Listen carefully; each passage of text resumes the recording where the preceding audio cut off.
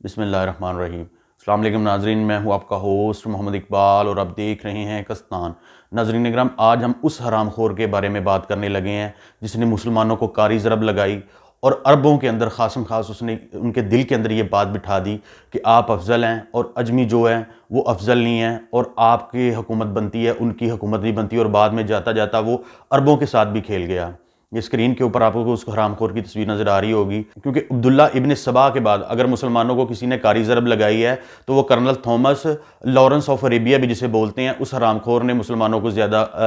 کاری ضرب لگائی ہے۔ کہ میں جو سٹوری ہے وہ کور نہیں کرنا چاہ رہا تھا، لیکن مجبوراً مجھے کرنی پڑی، کیونکہ اس حرام خور کا جو دنیا کے اندر اس نے جو مسلمانوں کے ساتھ کیا وہ بھی بتانا بہت زیادہ ضروری تھا، اور تاریخ کا جو حصہ ہے وہ مسلمانوں کے ساتھ کیا ہوا یا مسلمانوں نے اپنے ساتھ کیا کیا یہ بتانا بہت زیادہ ضروری تھا، تاکہ ہم فیوچر کے اندر محتاط رہیں اور اپنی نسلوں کو ان سے بچا کے رکھیں۔ اگر عبداللہ ابن سبا کی بات کی جائے تو وہ بھی ایک دفعہ اس نے شیعان علی اور شیعان عثمان کو انہوں نے ایک فرقہ بنوا دیا جو آج تک وہ خون ہے وہ رس رہا ہے۔ اب دوسری طرف اس کی طرف آ جائیں جو جسے لارنس اور عربیہ بھی کرتے ہیں حرام خور کو، اس حرام خور نے کیا کیا تھا، اس نے جب سلطنت عثمانیہ تھی تو یہ عرب کے اندر یہ چلا گیا تھا، جس کے اندر جو بڑے پیمانے پر جو بڑے بڑے عرب قبائل ہیں ان کے اندر جا کے اس کا جو سب سے پہلا طریقہ واردات تھا وہ یہ تھا کہ عربیوں اس کا جو سینس آف ہیومر تھا وہ بہت زیادہ اسٹرانگ تھا۔ اگر اس کا کچھ ہم آپ کو تھوڑا سا بیک ڈراپ بتا دیں تو یہ ہم آپ کو بتا دیں کہ اس کے جو فادر تھے اس نے اپنی میڈ کے ساتھ زیادتی کی تھی، جس کے نتیجے میں یہ پیدا ہوا تھا۔ ناظرین کرام، یہ جوش خطابت میں نہیں کہہ رہے، یہ تاریخ ہے، اور تاریخ بتا رہی ہے کہ اس کے والد جو تھے اس نے ایک میڈ کے ساتھ اپنی نوکرانی کے ساتھ اس نے غلط فعل کیا، جس کے نتیجے میں یہ پیدا ہوا، اور اس کے اندر سے 5 بچے جو پیدا ہوئے تھے ان میں سے یہ ایک تھا۔ اس کے بعد اس کی جو والدہ تھی اس کا بھی یہی چکر تھا، اس کا جو والد تھے اس نے بھی کسی کے ساتھ زیادتی کر کے اس کو پیدا کیا تھا۔ اب مزید جو سٹوری کی طرف اپنے آتے ہیں تو ہم آپ کو بتاتے ہیں کرنل لارنس جو تھا وہ دماغی طور پہ بہت زیادہ اسٹرانگ تھا، اور جب وہ عرب قبائل کے اندر جس لیٹ سے اگر کوئی شام، اردن، کسی بھی علاقے میں وہ جاتا تھا تو اس کی جو لینگویج ٹیون ہے، جس طرح عربی کی جو پروناؤنسیشن ہے کہ اگر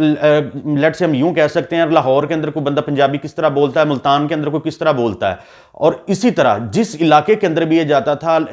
زبان کے اندر تھوڑا سا چینج ہوتا تھا، یہ اسی طرح اپنے آپ کو یہ اپنی زبان بھی چینج کر لیتا تھا، اور کوئی بندہ بھی اس کو جان نہیں سکتا تھا کہ یہ جو ہے یہ ایران سے ہے یا لبنان سے ہے یا اردن سے ہے یا شام سے ہے۔ ٹھیک ہے، بہت سارے جو شریف مکہ کو خاص کر کے اس نے بہت زیادہ دھوکے میں رکھا۔ شریف مکہ کو جو کاری ضرب اس نے لگائی، اس نے شریف مکہ کو بھڑکاتا رہا کہ آپ جو ہے آپ یہ جو اجمی ہیں یہ تو ان کا تو بعد کا کام ہے، آپ لہٰذا آپ ہیں، مکہ بھی آپ کے پاس ہے، مدینہ بھی آپ کے پاس ہے، مکہ سے شروع ہوا اسلام اور مدینہ پہ ختم ہو گیا، تو لہٰذا آپ ان پہ کیوں چل رہے ہیں، یہ وہ آپ پہ کیوں حکومت کر رہے ہیں۔ یہ جو فسادات اس نے پیدا کیے اور پیدا کرنے کے بعد اتنی کاری ضرب لگائی کہ پہلی جنگ عظیم میں